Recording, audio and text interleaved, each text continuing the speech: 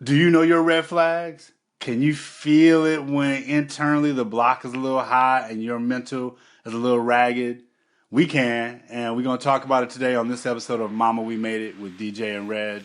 All the ways we see mental health warning signs and what it makes us think about how we manage them.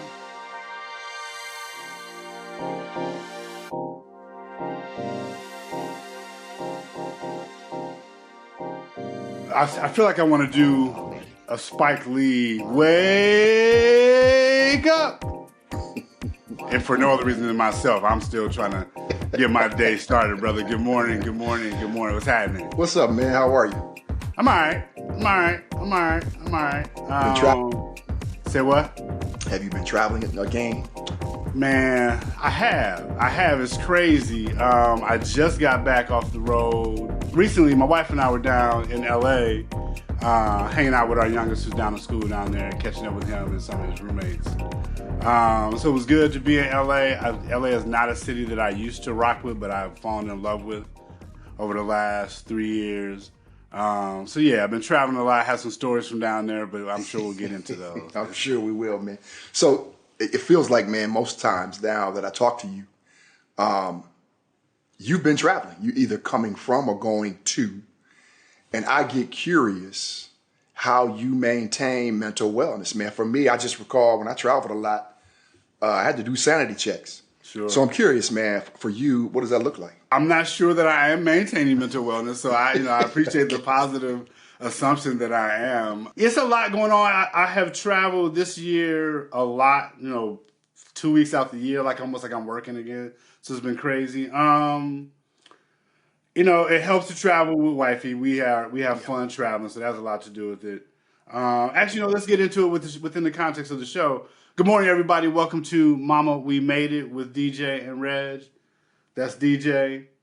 I'm Reg. We're excited to catch up. A lot going on in our respective worlds and a lot we want to get into. Today we're talking about mental health, kind of the red flags, things that come up that disrupt us and kind of dislodge us from our peace. So with that context, I'll answer more of your question, DJ. When I travel, man, it is silly shit for me. I love hotels. Okay. I love hotels.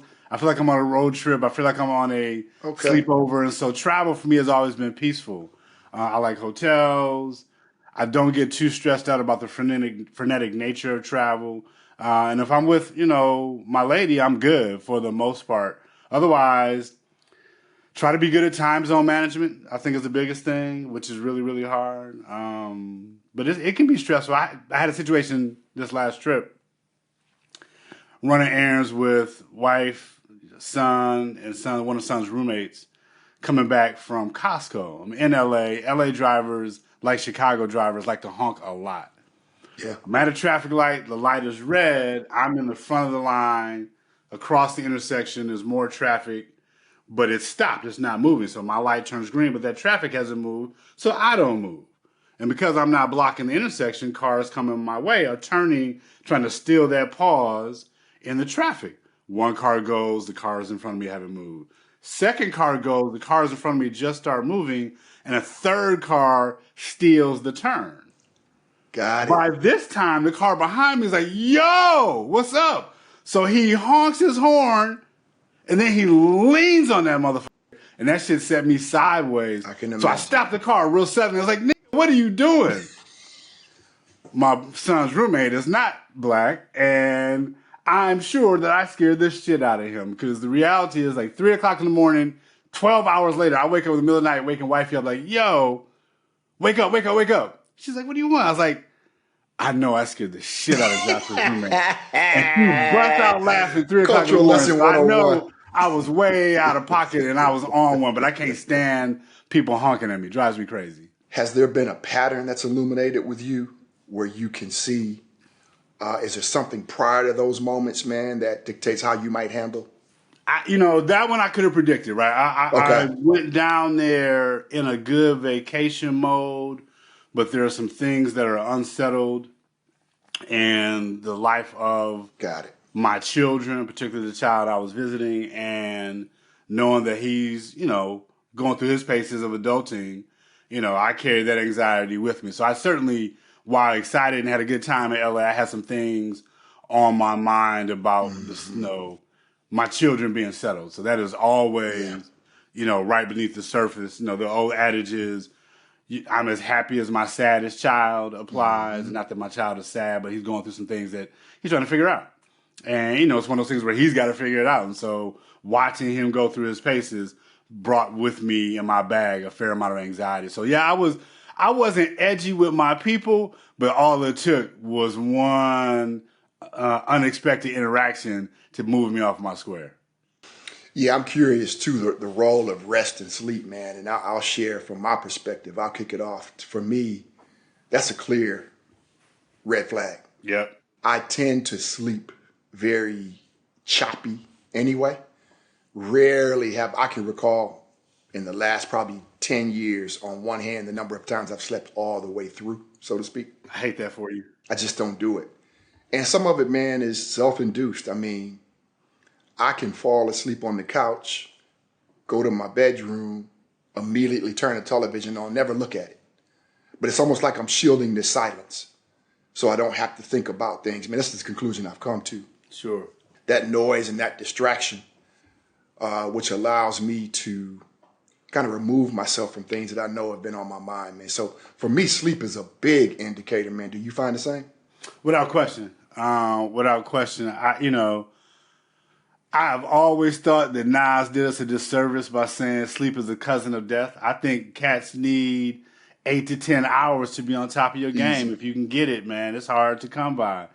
I grew up, man, in a neighborhood where we used to, in the summertime in particular, stay out late because it was a fairly, closed block, and our parents trusted that we were out there with the older kids and we were good, and by and large we were. Long story made short, we stay up late, man, watching Late Show, Bijou, Picture Theater, trying to stay up all night long. And so I got my FOMO early as a kid around other kids trying to see who could stay up all night long like the big kids, watching all these old horror movies and TV shows. And so I've always been nocturnal in that way. And I have, as I've gotten older, tried to, can I get into bed by 10 o'clock? Nah, not really. Can I be asleep by 11 o'clock? Closer.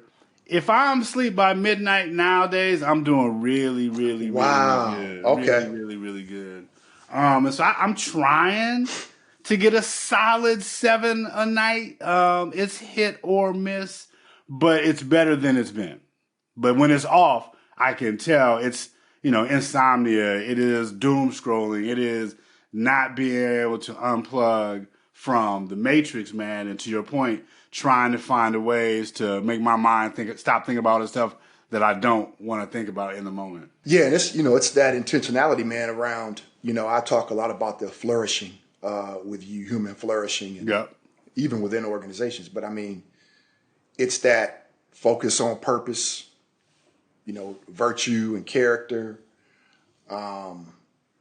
life satisfaction, our social relationships, and also, man, some things that can really wear on us have to do with, financial wherewithal. Sure. So I'm trying to minimize the effect of each of those things throughout the day. And I know in future episodes, we'll talk a little bit about some solutions or ways we can preempt. But another red flag for me, too, is just my demeanor, man. I have less patience. I have less tolerance, man, when I feel like the world is weighing in on me. And I've told you this before. I have a disdain for being assessed. And that say more about that. Let me think that through. How what does that mean for you? One of the worst aspects of corporate America for me, especially when you're in an executive role, is that 6-month period, man. Well, let's sit down and talk about this man we call Daryl Jones. I'm like, hey, what you got to say, man? Send me what you got. I'll send you what I got. We're going to keep it pushing, man. I don't enjoy being assessed. Sure. And it's simply not, it's not simply, hey, I don't want to hear what you have to say. Fundamentally, I believe folks don't necessarily know me. Okay. And that's partially my fault. And I strictly want to know how am I performing. But some of the other stuff that those conversations get into with the assessment, I don't always value folks' perspectives, man. And it's not necessarily something I'm proud of. But that's also a red flag for me is when folks are trying to assess me, or I feel like folks are trying to assess me. Does that extend to your academic, pursuits as well? Like, was grading part and a similar feeling of assessment? It's a great point. Not as much, man, because it's not really an emotional venture then. Okay. Right? When we're talking scholarly, there tends to be a fact-based answer. What I will tell you, though, is in that doctoral journey, brother, you raise a good point, because as you're pursuing your focus and you're going through literary reviews and all these kind of things, man, there is that room for perspective and opinion. Mm-hmm. But I entered that with a humbled mind state. Okay. That never wavered to this day, even though I've, graduated, et cetera. Sure. So I think I prepared myself mentally and knew this is something new, bro. This one you don't get. This ain't about Daryl Jones. Because that one, from the outside looking in, that one seemed like every day they turn the heat up on the water, and by the end it's boiling as you gotta, win in advance type thing. Like, you feel like each semester you were going through a cut process and everybody didn't make it through. 25 down to 10. And if you can't release any arrogance, you're going to have a problem. If you can't operate with humility, you can be a subject matter expert. But the point is, you're trying to create knowledge, and you got to just drop your shoulders, man, when it comes to that. The other thing I see for myself is sometimes less intense workouts. Okay. My workouts, that's a red flag for me if I don't feel motivated, et cetera. So that's one. How about you, man? Anything else? Right there, man. The scale, like the weight gain for me is, part and parcel of two things, right? One is stress eating, and the other is, sedentary lifestyle, man. I become a couch potato. I'm not in the gym the way you are in the gym, but my primary mode of being active is walking, right? And trying to get in a good amount of walking around the neighborhood. And, we've talked about it before. I got jumped by a dog last summer. It sounds better than saying I got attacked by a dog. But I got attacked by a dog last summer, and it fucked me up in terms of my routine and my comfort with dogs off leash in the neighborhood. And I'm still working my way through that. And so I recognize, for me, if I check the scale, it tells the truth. I'm like, hey, man, you getting a little doughy, you put on some LBs, and so I got to figure that out. I stress eat, or if not stress eat, snack a lot in between meals, and so I can definitely tell when I'm on the scale. I feel it. I think it manifests in terms of, you talked about patience and irritability. I talk faster when I'm stressed. I talk fast in general. Like, if I get excited and I got something to say, I want to get it out before I forget it. But I recognize that when stress is on me, I talk faster than I listen, if that makes sense, right? Like, I'm much more committed to getting my point of view off than I am trying to really understand where you're coming from. And it as a result, it leads me to interrupt folks more and kind of be preemptive in conversations as opposed to trying to be, a receiver of information and understanding. So I recognize I get really, really testy, and all of my pet peeves come to the surface. I don't like to be interrupted. I don't like to be honked at, when I'm driving. I'm a tone cop, right? Like, I'm really into tone. Like, why are you talking to me like that type stuff, right? Like, all the protocol droid in me gets turned up to 10 when I'm out of kilter, when I'm, when something's stressing me, or when I just don't feel in sync with my spiritual framework. So I can definitely feel it on the scale. I can definitely feel it in my manner of speaking. And I think the other thing for me is my spiritual walk gets looser. I'm less sitting down reading holy text. I'm less sitting down meditating and praying. And so I recognize I get lazy spiritually as well when, I get distracted by cares of the world. I hear you, man. I would agree. I think I am tougher to reach emotionally, and I've become more cognizant of that. And again, I'm more cognizant of getting out in front of that. Here's one, man. I don't know if this would surprise you or not, But it finally came to this conclusion. I like to at times reward myself, man, and call them material things. I don't know what people would call on my list. Frivolous shopping. You're on my list. You're on my list. Are you serious? I described it as dangerous retail therapy. Okay. DRT. That right? DRT. Mine is frivolous as hell shopping, man. Yes. You know what? Why not? The mall hasn't seen me in 3 days, man. Let me check the floors and let me go out. Yeah. And it's definitely connected. Now there are times I just want something, man, and I'm, fortunately in a position where I can typically go get it. But I also like, bruh. You know when I knew it first?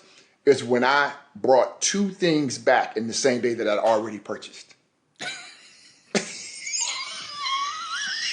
Like, did you take them back because they were DRT? Bro, I was so embarrassed, man. I was like, this is a lesson learned. You're going to keep them all because you need to learn a lesson, man. So they all sitting there. So it's like I punished myself. By keeping them. Yeah, I did. I'm like, you know what? No, you ain't taking them back. That's some dumbass. So I saw they're all sitting there. Still haven't worn them. But they're all sitting there. 2 pair of jeans, 2 shirts. Literally the same. And it's like, yeah, dog, there's a lesson in that. And you need to chill out. Like, you need to chill out. But it is connected at times to when I feel the weight. It's like a release. It's that temporary feeling of joy. And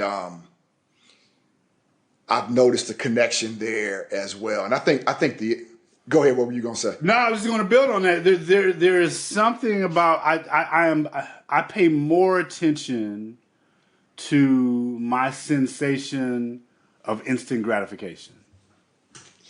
Right, that for me, that's what retail therapy is. It's like, I don't need it right now, but I'm gonna get it right now to feel the moment. And it's fascinating how when I can delay gratification, when I can see myself telling myself, push away from the table, leave that ice cream alone, you don't need no more glasses, or if I can rechannel that particular impulse into, let me send, let me go clean my closets out and make a donation. Let me go figure out all the different ways that these resources can be better purposed. Let me renew my subscription to, I don't know, the ACLU or, Equal Justice Initiative, whatever it may be. So I do feel the sensation of instant gratification climbing up on me, which is what kind of backs dangerous retail therapy. I can feel that. And that's an old man thing for me. That's definitely a thing like, oh, okay. You are maturing. You still ain't got no more discipline, but the ability to identify that impulse is important. Is there a go-to product or product zone? See, now I thought you was on my team. You know what this is. I was just in LA. My favorite eyeglass spot is in LA. You went back there again? I always go back. Ain't no go back there again, but I ain't buy nothing. Okay. I ain't buy nothing. I walk through there. They know me. They give me all the, full meal deal service. It's always a good time. And it's like a museum, and they curate the stories and all the things. I ain't buy nothing, and I did not feel tempted to buy anything. So small win for me. But yeah, I love glasses. Where we started the top of the conversation, my biggest impromptu purchase is travel, without question. Okay. That one's a trick bag because it is therapeutic escapism. More times than not, I'm not by myself, so I'm mindful of that one. But another one you touched on in passing, and I want to come back to in terms of a red flag for me. Like, I know I'm really in need of some help. Is isolationism, right? Like just not talking to people. I'll go through days where I just want to answer the phone. Like it's a running joke with my cousins that, if you call me, I'm not picking up. And it's not because I don't want to talk to you. It's just there are times throughout the course of the day, the week, the season where I just don't like to be accessible by the push of a button. And what about that do you think is a red flag as opposed to, I would just ask, I just need some time to myself, man. I don't want to feel like I have to be accountable right now. I'm by myself all the time. Oh, okay. I'm for the most part retired from punching the clock. Yeah. So I got my calendar back. I got my time back. Like, when you like too busy doing nothing to be talking to people, it typically is a sign you need to get your ass outside and go say hello to somebody. Because I'm real talk. Like I'm by myself a lot, and I love my company. Like I enjoy myself. I don't have a problem with the silence and the thoughts that come in my head. That's not my issue. There are times I just don't want to mess with people. And sometimes that's okay when it becomes a regular pattern, or if it goes increasingly like I ain't talked to my inner circle people 5, 7, 10 days. I know it's time to kind of refresh and unpack what's on my mind. There are very few people that I talk to with the freedom of talking about everything. And if I go too long without talking to those people, I know that something heavy is on my mind. I got you. That makes sense. Mm-hmm. I would agree. I think you know me very well. I spend a gang of time by myself. And I'm never bored. Ever. But I think that's a positive sign, man. When you enjoy being around yourself, and you like me, a lifelong learner, man. So there's always something new you can be experiencing. 1,000%. I think travel lends well to that. You're a heavy researcher, as am I. So I actually look for, even if we were just chilling, eating chips, simply eating chips. But man, I like to be alone. So that's how I recharge, quite honestly. Are you an introvert or an extrovert? This is an ongoing question with people who know me well, who I think miscategorize me. What about you? Are you an introvert or an extrovert? Undoubtedly an introvert with strategic extrovert skills. Okay, Ninja. Okay. So watch out. No, I'm an introvert, man. I mean, again, bruh, only child. Yep. Latchkey kid. Yep. Mom through 6th grade. No dad around. No brothers and sisters. Man, so if I got up at 7 a.m., showered, had some oatmeal, mom dropped me off to school. I get home, it's 3. I go to football practice, man. I see my mom again probably around 7:30. Yeah. I spend walk home. I spend a gang of time by myself, man, and have. Yeah. And I love it. I learned to love myself. Yeah. And not that I didn't receive love from other people, but that's different than loving yourself. Yeah. So I'm an introvert. Interesting.